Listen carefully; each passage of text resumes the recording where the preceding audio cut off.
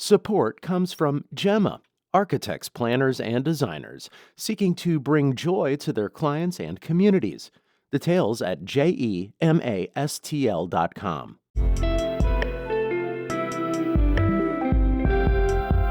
From the St. Louis Public Radio Newsroom, this is The Gateway. It's Friday, August 29th. I'm Abby Larico. We're spending some time in court this morning with updates in the ongoing legal dramas for the St. Louis Sheriff, the St. Louis County Executive, and Missouri's abortion laws.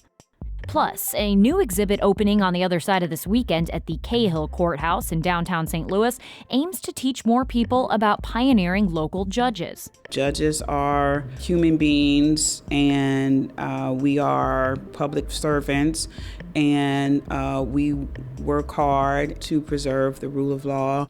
Coming up on The Gateway, STLPR's Rachel Lippmann with a look at their legacy.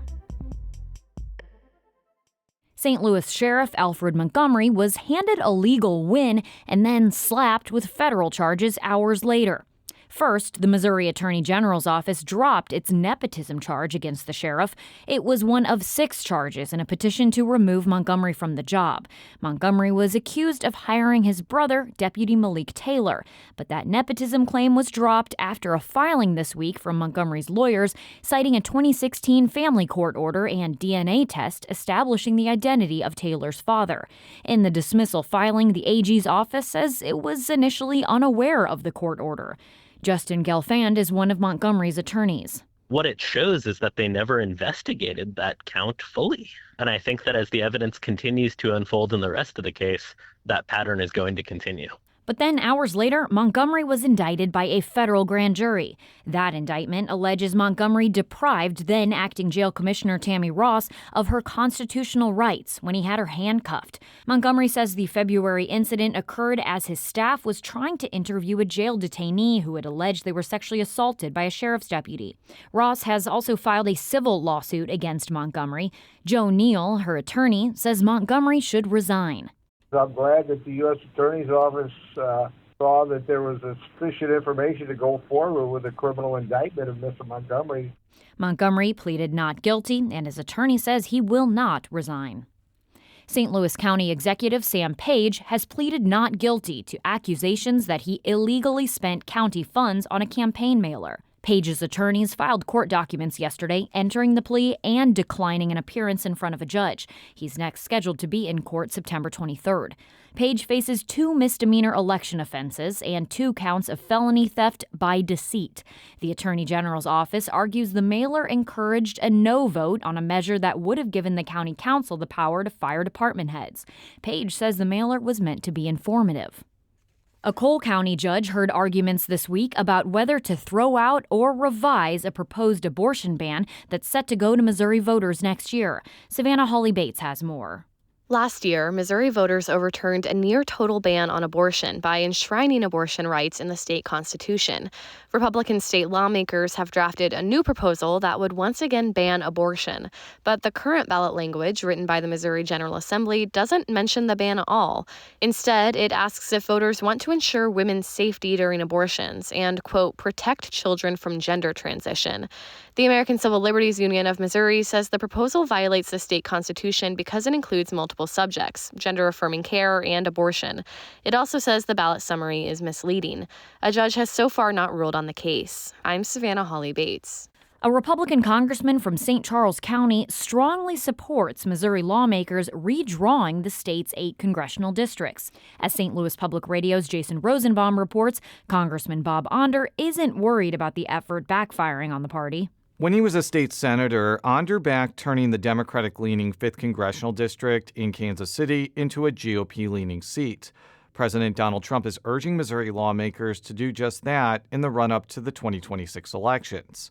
Onder doesn't agree with Republican critics of that plan, who feel it will make GOP Representatives Mark Alford and Sam Graves vulnerable during potential Democratic wave elections. We have seats that are that have wide enough margins that I think it's pretty straightforward math to draw 7 very safe Republican seats.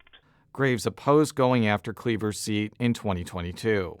I'm Jason Rosenbaum, St. Louis Public Radio. A Missouri police official who oversees some ICE detainees says National Guard troops aren't necessary in his jurisdiction. Chief Deputy Jason Schott is with the St. Genevieve Sheriff's Office.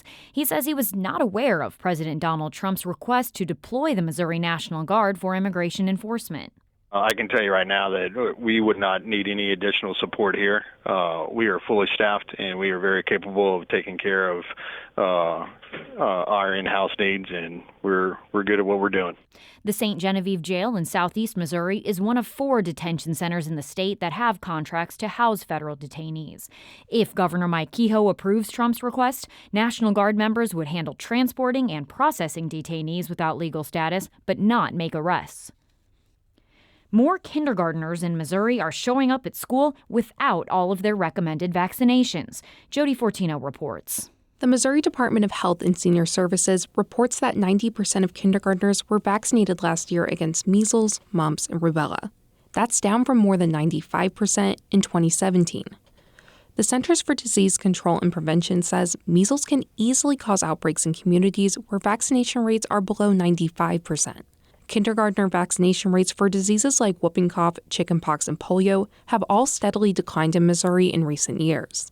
The Missouri Independent reports that more families of kindergartners are opting out of vaccinations for non-medical reasons. I'm Jody Fortino. More than 1/3 of Missouri school districts are now on a 4-day schedule. Administrators say this makes it easier to recruit and retain teachers at a time when many teaching positions go unfilled. But there has been some pushback. Eric Sentel is a parent and professor of English at Southeast Missouri State University. When his child's district proposed a 4-day week, he found research that worried him. Our main concern was, are our kids going to learn what they should learn? Are they going to keep up with their peers at 5-day schools?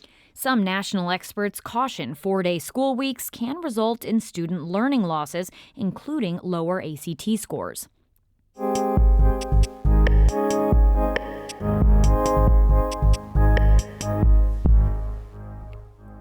Starting Tuesday, visitors to the Cahill courthouse in downtown St. Louis will have a chance to learn about pioneering judges from the 22nd Judicial Circuit. The St. Louis Law Library is hosting the exhibit, which is based on oral histories done for the Judicial Legacy Project. Associate Circuit Judge Nicole Colbert-Botchway spearheaded that project.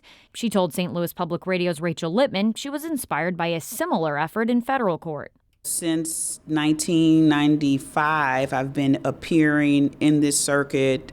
Once I got to the bench in 2015, many of those judges who I had admired and looked up to and appeared in front of as a young attorney were retiring.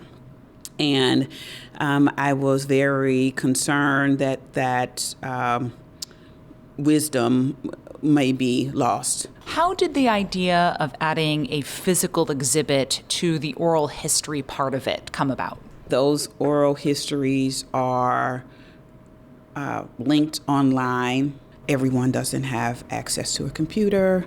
We really have some outstanding retired judges who are some trailblazers in Missouri and across the United States. And so we wanted to highlight them in a physical form. All of the people that you've interviewed for the oral history are obviously distinguished and trailblazing jurists. How did you decide which 8 are going to be part of the physical exhibit? We're hoping that this is our first physical exhibit, and with this being our first, we really started out with some of the judges who are famous first. Like we have Judge Evelyn Baker. She is the first African-American female circuit judge in the whole state of Missouri. Of these 8, who are you the most excited for people to learn more about? I guess I would have to say the Honorable Clyde Cahill Jr. When I interviewed all of the judges, one of the questions that I asked them is, name a judge, living or dead, that you served with, that you learned something from, or you hold in high regard, or you felt like have the highest ethical standards. And overwhelmingly, I heard people talk about Judge Theodore McMillian and Judge Clyde Cahill. When you're working with other people who have those principles of high ethics and treating people kindly and with respect, and just really having a love for the law and a love for the community, it makes your job feel worthwhile every day. What do you hope that non-attorneys, members of the public, take away from this project?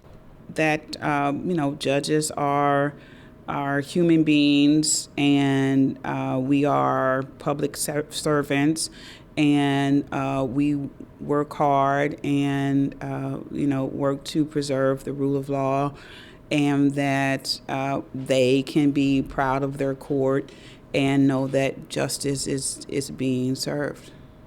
What did you learn and take away?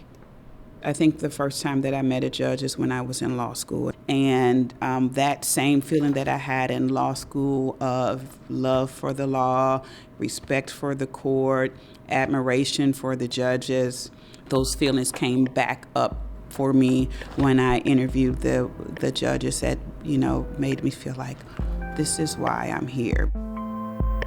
That was Associate Circuit Judge Nicole Colbert-Botchway speaking to Rachel Lippmann about an upcoming exhibit featuring highlights from the Judicial Legacy Project. Our Fred Ehrlich edited that piece. The Gateway is a production of St. Louis Public Radio, a listener-supported service of the University of Missouri St. Louis. Music by Ryan McNeely of Adult Fur. I'm Abby Larico, and from the St. Louis Public Radio newsroom, thanks for listening to The Gateway. We'll be back in your feed on Tuesday. Have a great weekend.